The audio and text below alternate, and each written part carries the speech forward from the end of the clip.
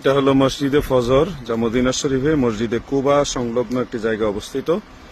রাসূল করিম সাল্লাল্লাহু আলাইহি ওয়াসাল্লাম যখন মক্কা থেকে হিজরত করে মদিনা মুনাওয়ারায় প্রবেশ করেছেন, তখন সর্বপ্রথম এখানে এসে পৌঁছে ফজরের সালাত আদায় করেছিলেন এবং সেই জায়গাটি এখনো মসজিদে ফজর নামে পরিচিত।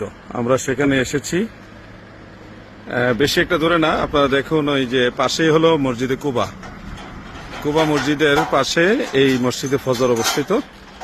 আমরা সেখানে প্রবেশ করব এবং নামাজ আদায় করব। আল্লাহর হাবিবের উসিলায় আল্লাহ তাআলার তরফ থেকে বরকত হাসিল করব ইনশাআল্লাহ।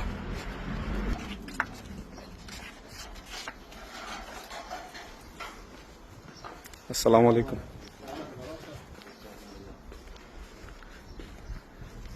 দয়াল নবীজি মসজিদে ফজরের নামাজ আদায় করেছিলেন। সালাতু ওয়াসসালামু আলাইকা ইয়া রাসূলুল্লাহ। এইখানে নবীজি ফজরের সালাত আদায় করেছিলেন। সাহাবায়ে কেরাম যে কজন ছিল সাথে, তাদেরকে সাথে নিয়ে